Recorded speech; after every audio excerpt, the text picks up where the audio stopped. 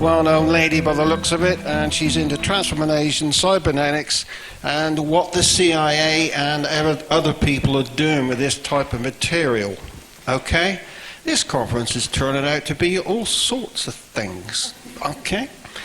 Cathi, I'm going to let you go for it, all right, because I think you're going to have a lot to say and we're going to find it very interesting. So away you go.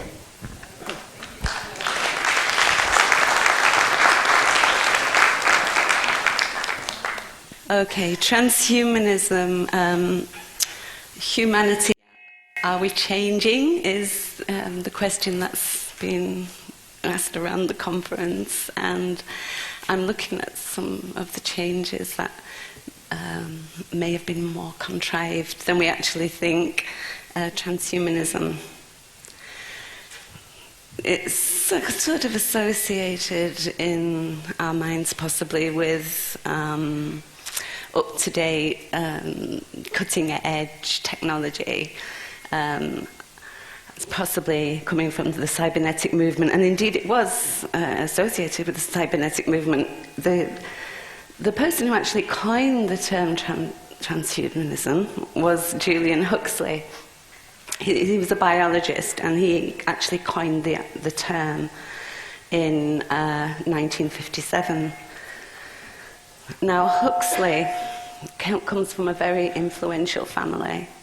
The Huxleys, his grandfather was known as Darwin's bulldog, but he was in fact a type of spin doctor for Darwin, for Darwin's cause, and that was Julian's grandfather. He's famously brother to Aldous Huxley, who is possibly better known for his novel Brave New World. What's possibly less known is that Aldous Huxley was intimately involved with MK Ultra, LSD, consciousness raising, the Esalen Institute, and his novel Brave New World is uncannily similar to some developments we might be noticing so many years on. I don't know if you've seen it or read the book, but briefly, it was about genetic modification of the population at various strata. So you'd have your lower strata that were barely able to think, but loved their servitude and took a substance which they named Soma in the novel to keep them happy, the entire population.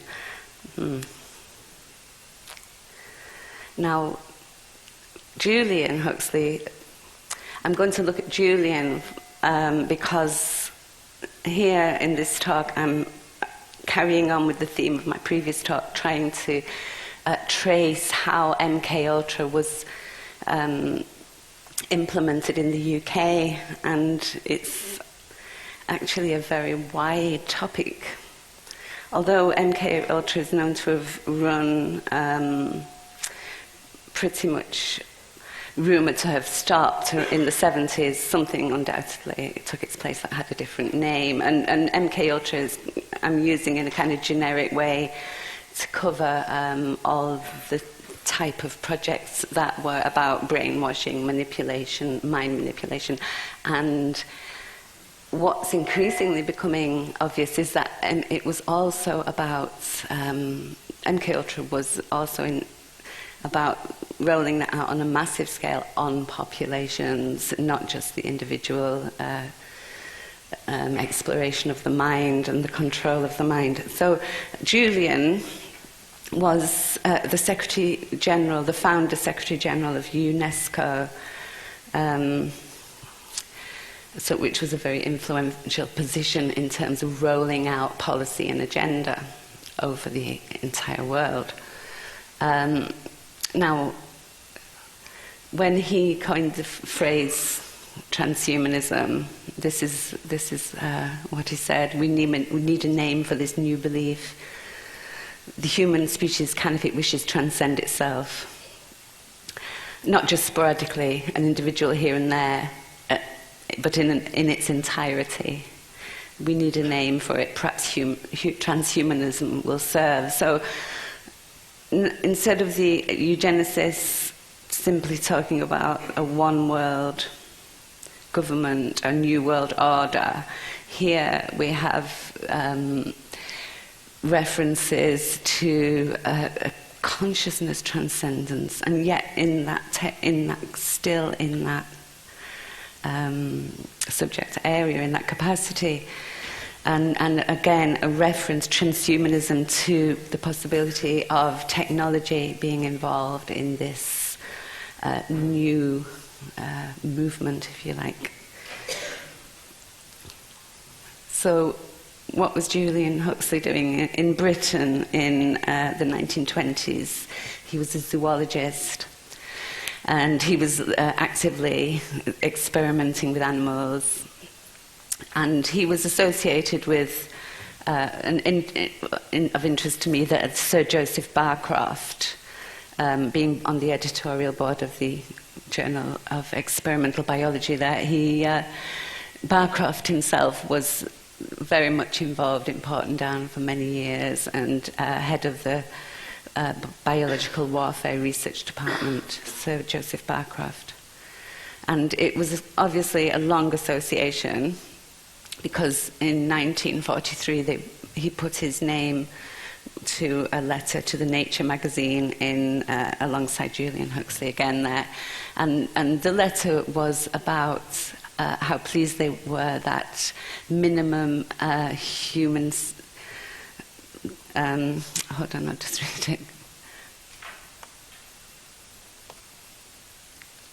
Yeah, minimum standards of clothing, housing, and basic needs were going to be scientifically determined for the population. Something that comes up again later. They were both zoologists and they were both embryologists, and the kind of stereotype of the mad scientist getting cadavers of both animals and humans and obsessively cutting them up just comes to mind when you start reading the papers that these people have produced, and the sheer volume of frivolous studies done with animals just for the sake of it. It's mind-boggling, and that's where that stereotype is very relevant. But Barcroft himself was of descent Ulster Plantation Irish, and he was also closely associated with aviation medicine and intergenerational sciences, as was Huxley, also associated with intergenerational sciences. Now, just as a little aside there, the Ulster Plantation Irish was when the land in, well, it wasn't called Ulster then, the land was given to English farmers, and they were sent over from the UK and settled in the north of Ireland in what became Ulster. So at that time there was a early and deliberate mind control and eugenic operation going on, and social engineering, really. So William Petty suggested deporting 10,000 Irish women of marriageable age to England every year and replacing them with a like number of English women. And he is quoted as saying the whole work of natural transmutation and union would in 4 or 5 years be accomplished. The English women would run Irish households on much more civilized lines. So that's quite an amusing image, these English wives trying to... But he referred to the Irish as the mere Irish that he wanted to breed out of existence. So this is the kind of thing that governments and those in power thought about and tried to implement And so it isn't such a big step. I mean, talking about this mind control and Tavistock, it all seems very woo-woo and conspiracy. But then as soon as you look at the history, this is just a brief example, of that type of thing. Now, yeah, he's in his official collection of papers. There's a brief biography of Julian Huxley, and it's actually pointed out in that as a zoologist, he made no sharp distinction between the two categories of human, what he was observed through his animal experimentation and the application of this to human beings. In other words, it sounds like he sort of considered humans and animals to be on a par, but quite probably not himself or his cronies. And that's a quote from that paper. He was extremely prolific, wrote 20 books on popular science, and was associated with the popularization of science. He wrote some books with H.G. Wells, and I was very amused when I noticed this magazine that he contributed to. He wrote a short story for this magazine in 1927, and H.G. Wells also contributed to this, and his story was called The Tissue Culture King, so it's quite pathetic, really, that in terms of a short story, that this guy must have been so out of touch with appropriate material for a short story, in my opinion anyway. A popular short story, Tissue Culture, smacks of unpleasantness. So if that was his way of popularizing science, then I find that quite amusing. Now, as Secretary General of UNESCO, which stands, which I had to refresh my own memory actually, for the United Nations Educational, Scientific and Cultural Organization. And in its publication in 1946, UNESCO, its purpose and philosophy, he clearly stated that its purpose was to bring about world unification under the mechanism of science and its application. The actual quote is worth reading. It's that task, he says in his conclusion, is to help the emergence of a single world culture with its own philosophy and background ideas and with its own broad purpose. This is opportune since this is the first time in history that the scaffolding and mechanisms for world unification has become available, and also the first time that man has the means, in the shape of scientific discovery and its application, of laying a worldwide foundation for the minimum physical welfare of the entire species. So there's making no bones about it there, but he's also very much lauding the power of science and the mechanisms. So this, in 1947, already anticipating probably the cybernetic movement. Under his guidance, UNESCO partnered with Tavistock's military psychiatrist and founder John Rawling Rees, who contributed to this 1959 journal, and signed himself as J.R. Rees, director of the World Federation for Mental Health. UNESCO's partnership with John Rawling Rees was guided by UNESCO's founding secretary, Julian Huxley, and Dr. Otto Kleinberg, a Tavistock-affiliated psychologist specializing in racial characteristics of the American Negro. So, yeah. Now, in the article, Rees, I'm going to just go a little bit more into what Tavistock was about shortly, but I'll just stick with this article for now and quote Rees, where he is also talking about technical change and cultural patterns and saying that the World Federation for Mental Health has carried out contracts for UNESCO, issuing a manual on that subject and implementing special programs, special studies for UNESCO.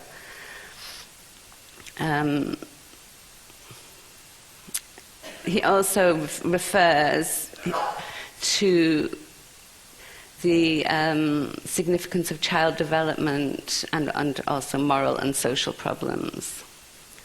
And this quote is where he's talking about John Bowlby's, the World Federation for Mental Health commissioned UNESCO to commission Bowlby to write a study, and the focus of this study was the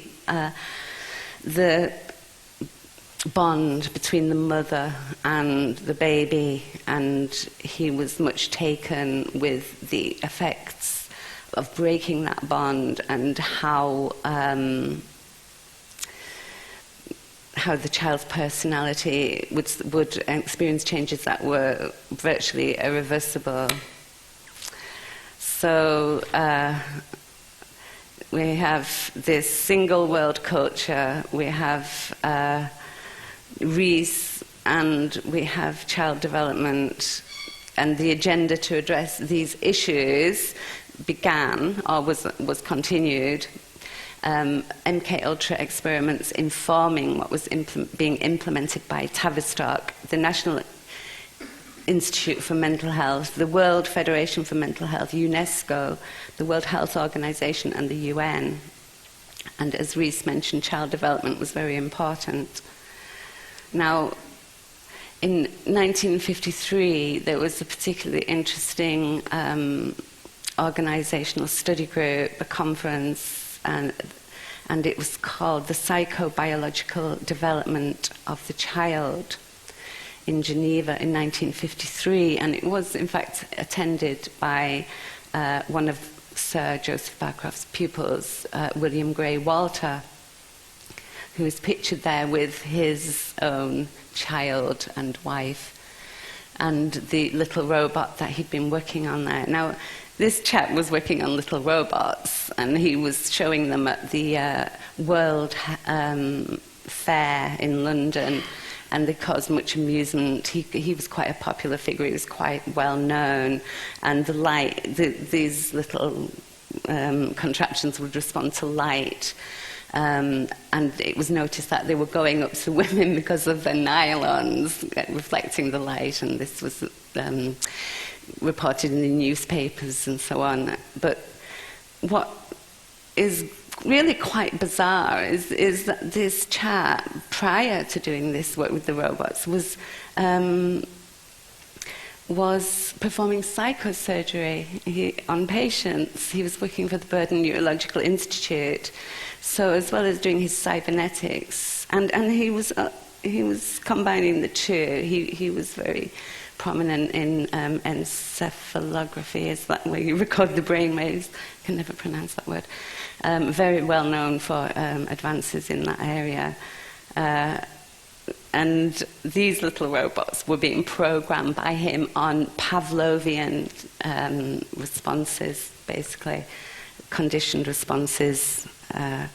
He was experimenting with feedback loops. So of course, he was invited to the child's psychobiological development of the child conference. Very strange. But the other attendees at the conference also possibly a little strange for the subject area. We have Dr. Margaret Mead there, who was an anthropologist, but she was also very much involved in the group of doctors who attended the Macy conferences, the MK Ultra Macy conferences. We have I'll just say the Macy conferences provided a funding, the Macy Foundation provided a funding conduit for CIA funds to fund the secret MK Ultra experiments that were being carried out. They drew from a wide range of disciplines, and the people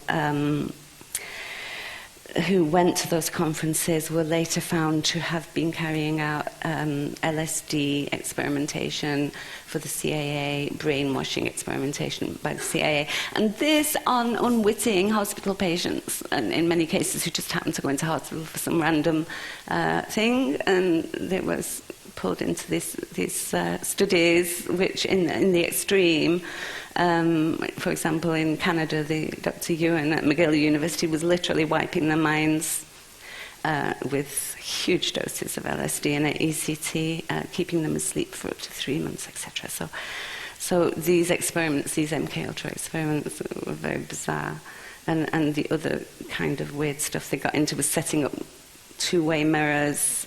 Well, the scientists were behind these mirrors, looking at prostitutes who'd been sent to bring in punters and give them LSD, and the scientists would be taking notes behind mirrors. So that was Operation Midnight Climax. So just a couple of examples of how bizarre the MK Ultra experiments were, and how disturbing it is to see these usual suspects in the planning and philosophy of MK Ultra attending this child psychodevelopment conferences. Now, Dr. Walter introduces himself by referencing Pavlov and conditioned reflexes. He actually says, I then had the honour of being delegated by, this is in his introduction right at the beginning of the paper, my professor Joseph Barcroft to work with a Rockefeller Fellow from Leningrad, became familiar, worked for 2 years with Pavlovian techniques, so, and also had a good background in neurophysiology and where to cut.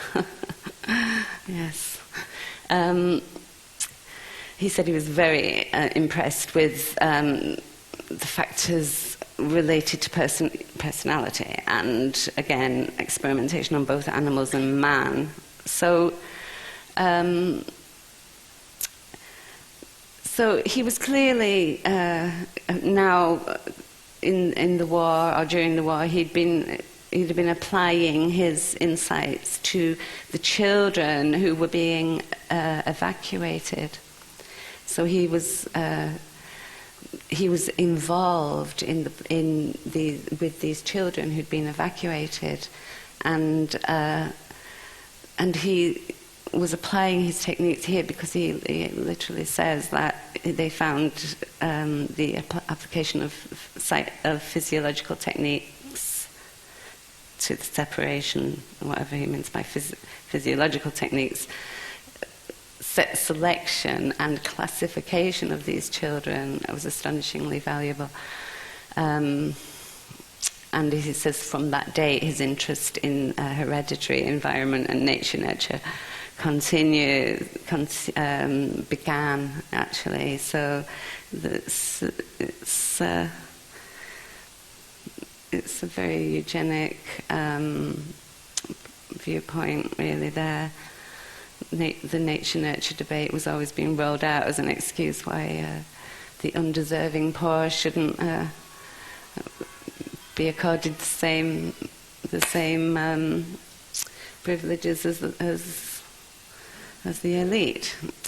Okay, so William Gray Walter worked at the Neurological Institute at Burden in Bristol for many years.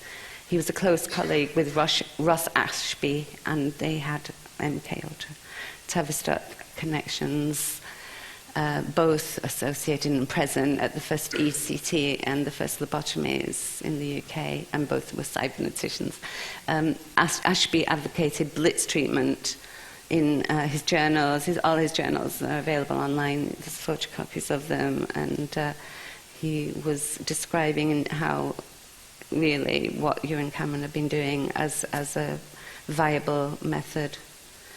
Now, the Tavistock here, I've used John Coleman's book cover to introduce the subject, because he has done just such an amount of amazing work on that subject. If you get a chance to buy the book, if you're interested. Founded in 1922, Psychological Warfare Research Centre developed into the central body responsible for the oversight of the global mind control network, realizing by means of repeated psychological shocks or stressful events, entire populations could be psychologically controlled, achievable by providing a controlled psychological environment. So this is what Tavistock had in mind, it's what it set out to work on.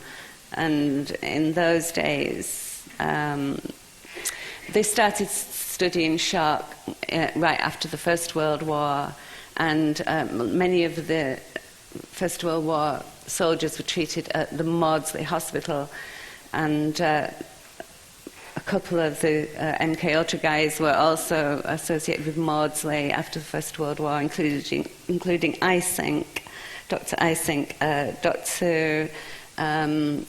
William Sargent also was at Maudsley, and there was a Rockefeller funding there too, which I'll also come to in a minute.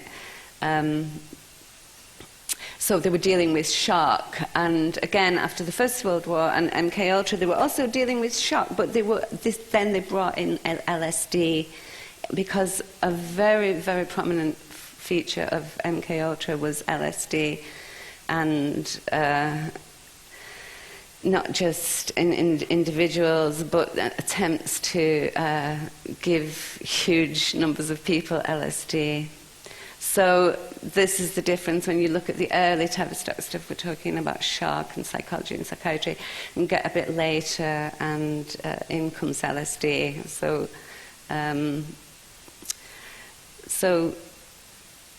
at the conclusion of World War II, a global network of psychiatric centres, basically to influence the ideologies of mass populations. Dr. Freud, Sigmund Freud, was associated with the Tavistock, and his nephew was Edward Bernays, who was an incredibly successful propagandist, who was also had a lot of insight into how to influence the masses. So basically you just shock them so they're too shocked to defend themselves, and then that's when you put in the phrase that you want them to internalize, and it works. Now, Stafford Beer, just moving a little later on in history to cybernetics. Stafford Beer has always had a great deal of contact with the Tavistock group, and both he and its researchers follow systems theory. Beer's principles are socio-technical systems for cybernetics, and this is from a manual called The New Workplace, a guide to the human impact of modern working practices. Now, in the 60s, and he was devising a game for using solving these fabulously complicated equations, simultaneous linear equations in 2 dimensions. So he was working out systems where a game could be played by children, and they would literally solve these incredibly complex equations through feedback, through lights. It says in this case, coloured lights signifying pleasure or pain. So does that mean in another case they were actually using pleasure and pain? Undoubtedly. But in this case he was using children, and without them being programmed to do so. And then he decided to try mice. So he actually was trying to train mice to solve these simultaneous equations too, which was actually referred to in Hitchhiker's Guide to the Galaxy, when the mice were found to be in control of the world. And Beer was very taken with Ashby's homeostat machine, Ross Ashby's homeostat machine, and the possibility of constructing mechanical brains, and ultimately to better program the ones that we've all got. Social scientists at Tavistock, there again from Dr. Coleman's book, again including R.D. Lang, Gregory Bateson, and W.R. Byron. Now, John DeLilly was a friend of Bateson, and again, another reference to the Hitchhiker's Guide to the Galaxy. He invented sensory deprivation tanks. He worked with interspecies communication dolphins, and actually even sexual experimentation with dolphins, which is, I was shocked at that. Now, but Douglas Adams' character Wonko, the Sane, Arthur Dent visits him to find out what happened to the dolphins, and So Long and Thanks for All the Fish was actually a tribute to John Lilly, and another MK Ultra character there.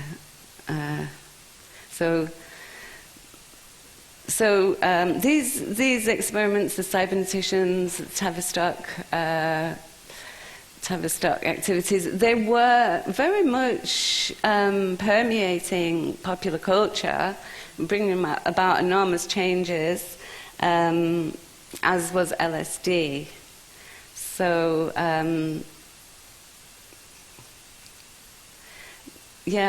so when the LSD was rolled out, I say LSD rolled out because the roots of LSD, the history of LSD is military intelligence, the history of LSD, all the way. And although Sandoz, it was supposedly found by Abby Hoffman in Sandoz laboratories in was it 1934? And but possibly later, and then it was found earlier anyway. He hadn't told anyone about it, but then all of a sudden he discovered it. It's all really dodgy. And his supervisor worked on ergo and natural hallucinogens already at the Kaiser Wilhelm Institute prior to going to Sandoz. And the research into consciousness-changing subjects was well underway by then. So that I'm very suspicious of the Sandoz story, but Sandoz did supply huge, massive amounts of LSD to the CIA, and the CIA gave away huge amounts of it to random people to go and spread on campuses and bands and the Grateful Dead, etc. Ken Kesey, Timothy Leary, all closely associated with the CIA. So this did permeate our culture, and very much. And we had the free festivals in England. Now, in England, we know they were certainly testing it on unwitting servicemen at Porton Down. And a number of hospitals opened up offering LSD treatment in the 50s. There was Potwick Hospital, there was Chelsea Hospital, there was Birmingham University Hospital, just to name a few. There were other hospitals, and it was also increasingly available at festivals. Now, Michael Hollingshead was the British man who actually introduced LSD to Timothy Leary, because he was living in America and associating with Aldous Huxley. And then he came back to London, and he set up in 1965 a psychedelic centre. But he arrived with the boxes full of literature on the psychedelic movement from Hart-Ashbury in America, and planned a huge get-together at the Albert Hall, a sort of LSD get-together with various interesting people like the Beatles and the Stones and Leary. He opened this psychedelic centre in London, 1965.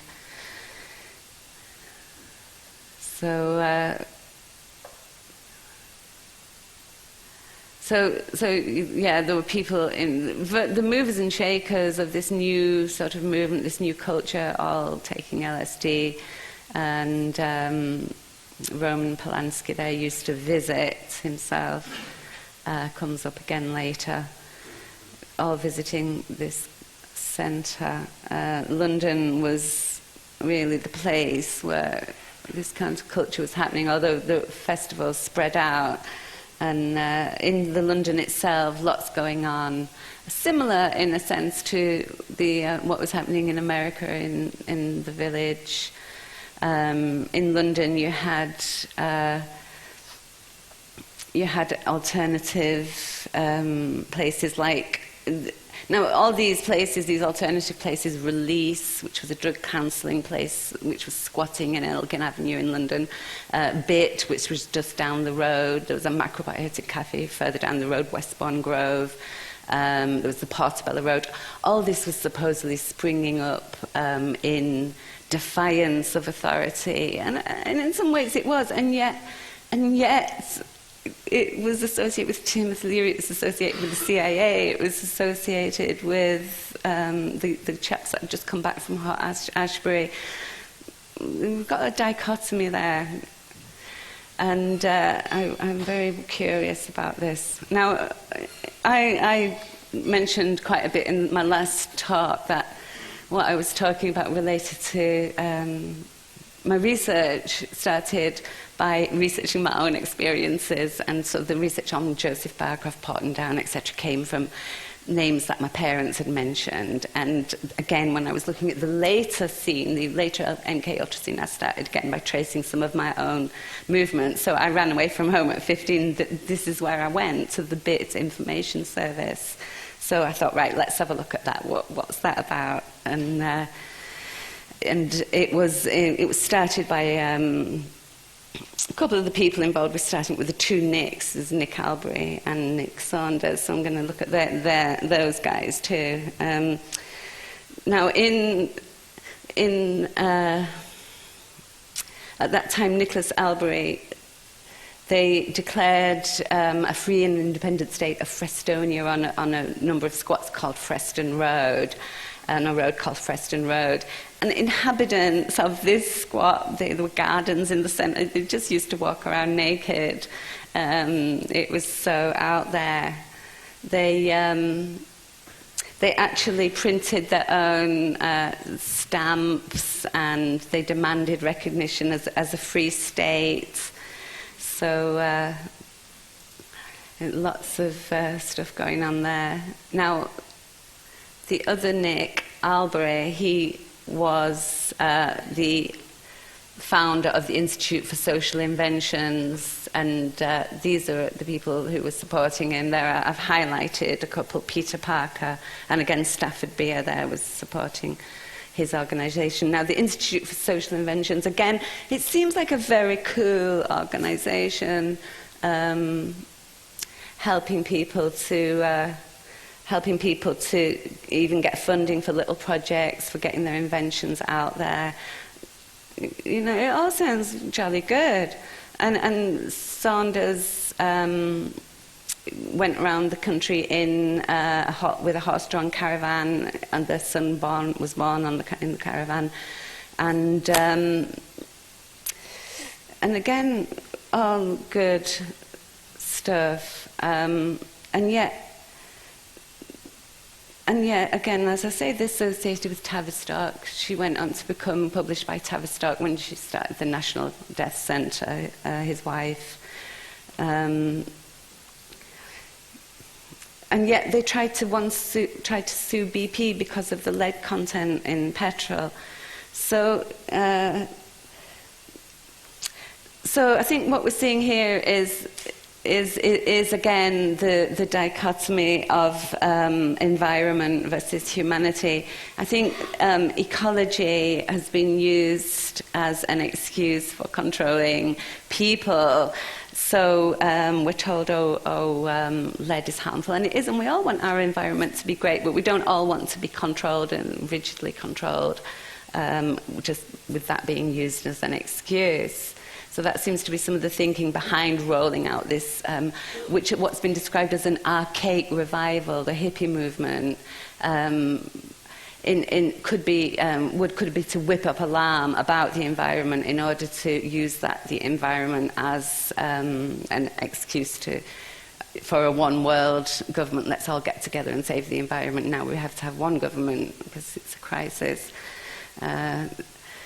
So that's undoubtedly behind some of the thinking behind this archaic revival that came along, that was deliberately engineered, that came along around the time of MK Ultra.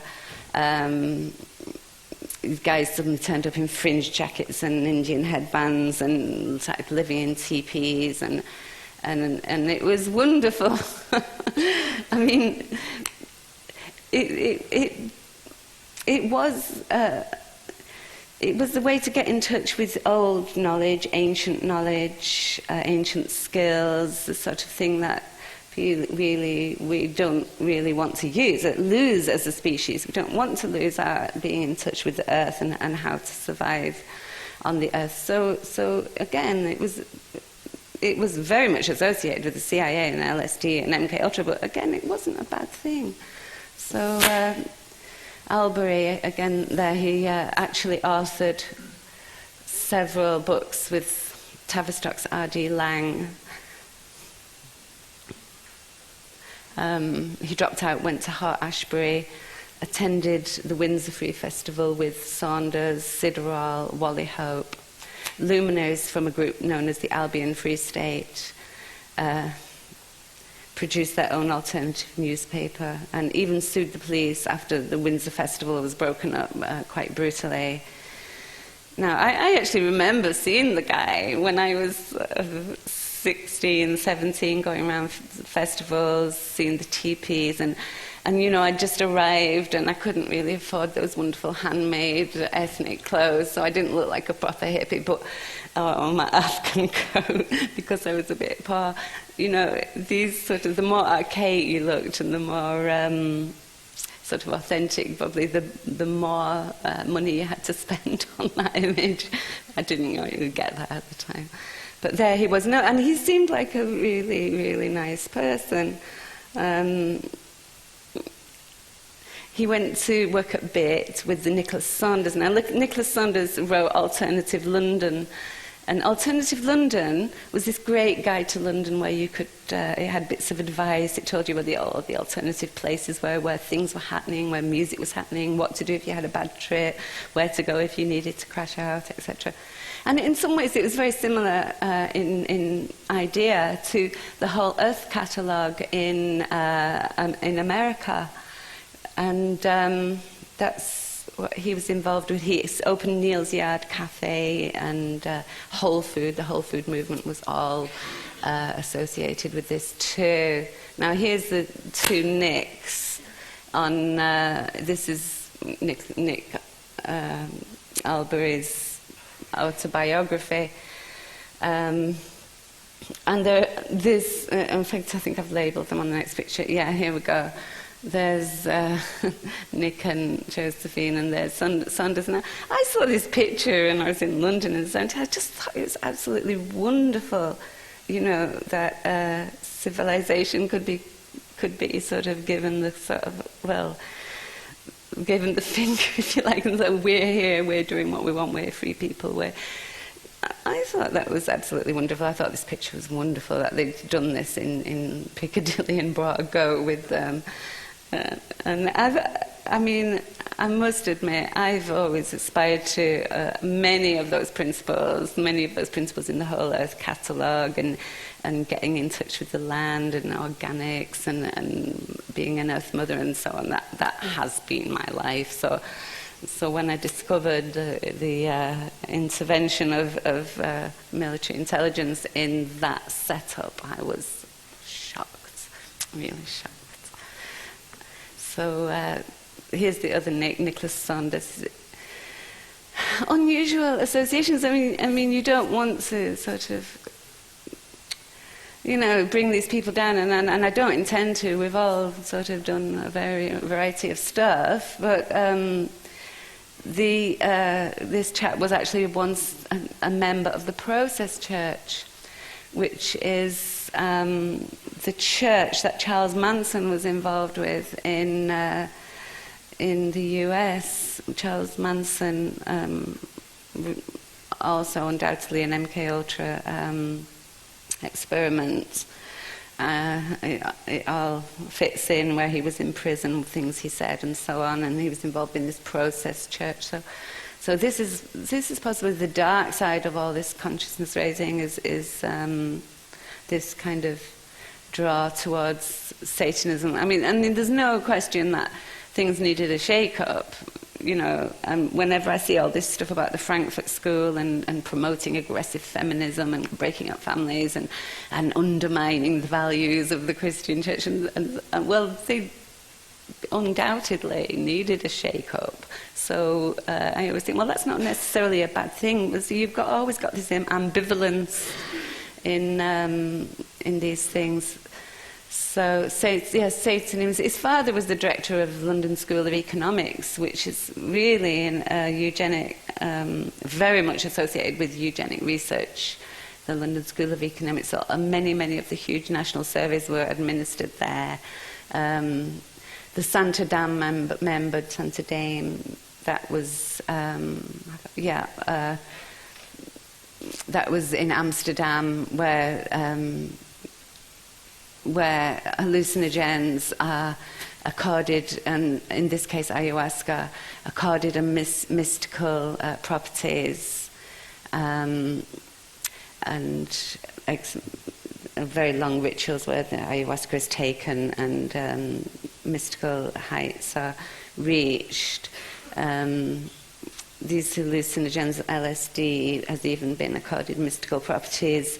The research leading up to the LSD research, the ergo associated with the religious experiences, the mescaline, the shamanism, and yet Jan Irving in America, who's an MK Ultra researcher, is showing now that these substances weren't nearly as much associated with mysticism and shamanism. That has been contrived, and he's proven that some MK Ultra people, Gordon Wasson, fabricated evidence to make out that these substances were associated with religion and mysticism, whereas in actual fact what they're associated with much more is suggestibility, and that is a fact that has been obscured. So that's interesting research that he's been doing. Again, quirky, who could fall sick? You love to love it. He put a plate glass window between his pond and his house so fish could swim into his living room, and slept in a paper mache cave. The flat became a centre for hippies and anyone with new alternative ideas. So I hate to see the hippie movement denigrated, because you can jump on the bandwagon and say, oh my God, it was all New Age and it's all been thrust upon us by intelligence services. But in actual fact, it was a hell of a lot of fun as well. There's no question about that. There's the quote where Nicholas Saunders is said to be a member of the Process Church. He actually enacted his own death in a ritual prior to leaving the group, so it's something that he did in the past. And that's from a book. I haven't read the book. I'd like to actually turn off your mind, The Mystic 60s and the Dark Side of the Age of Aquarius. And, I'm really interested in the dark side as well, as a whole, but I hate it when people just see it all as a dark side, and start New Age bashing, because I think, like Christianity, has had a lot of valid things around it, like ancient knowledge, which, I'll get to that in a bit, but Nicholas Saunders, again, association with the Terence McKenna there and Robert Anton Wilson. So Terence McKenna was very much an advocate of hallucinogens. Now, I find it very interesting how all the CIA involved in this area were all dropping acid, and all the eminent psychiatrists were dropping acid, and the Harvard researchers were dropping acid, and politicians were dropping acid. And I just mind-boggled as to get my head around what impact that has had on our society? And is there this great movement of conscious individuals working away on the side of good there because they dropped acid in these dreadful organisations? I think that there are, although I think that we're both able to do that, but we're also able to be manipulated. So, but yeah, I think that now here is another example of the surprising roots of these movements. Arabella Churchill being involved in running not just Glastonbury Fair, but she was involved in the whole sort of alternative scene in London. John Lennon was quite involved. He was involved in funding stuff. His name keeps popping up. The Sams brothers, the macrobiotic movement involved too. And that's interesting because I adopted macrobiotic principles whenever I could to try and stay sort of in reasonable health myself. So I looked into macrobiotics quite deeply. I discovered it through the Alternative London book in the 70s. And what you find when you research that is that too feeds into this really nice One World Federation organisation with these really lovely people who say we really should have one world because it really would be better for our environment. And they're right, actually. And there was this great movement of fantastic people that were trying to get a one world thing going to literally protect the planet. But of course all these really well-meaning people are they must have been co-opted because things aren't too good. Things aren't too good, I'd say now. Things are worsened. And it's really interesting, isn't it? Arabella Churchill can't have been much before she was doing the festival. What was that, 71? So she would have been, that was possibly 10 years before that, with Jackie Onassis there and her dad. So hobnobbing with the power elites there, for sure. And what intrigued me too was that Arabella's house was used as a nursery during the war, because when I saw these pictures, it was just a kind of reminder of how very vulnerable to programming groups of children like this can be. Yeah, it's quite cute, isn't it? Oh, is it? Is that scary or is it cute? I don't know. 5. Okay, so the roots of the hippie movement are archaic revival, to be found in military intelligence.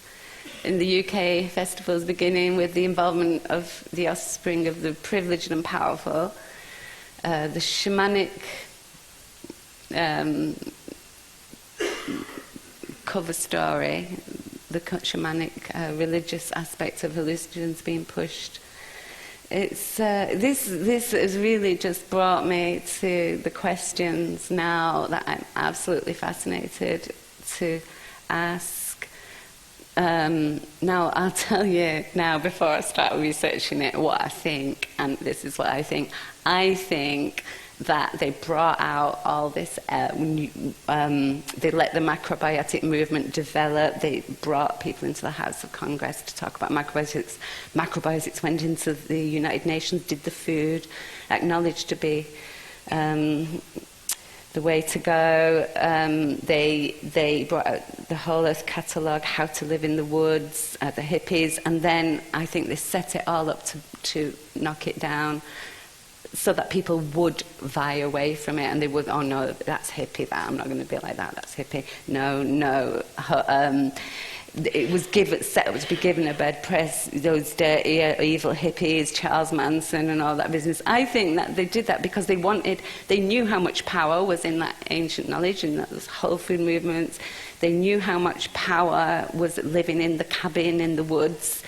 We can all live in a cabin in the woods and we can have an amazing life for hardly any money because we can grow almost everything. It's dead easy, and the whole Earth Catalogue told you how to do that. So that was kind of dangerous, wasn't it, to the power elites? If we all got a cabin in the woods, they wouldn't get any money.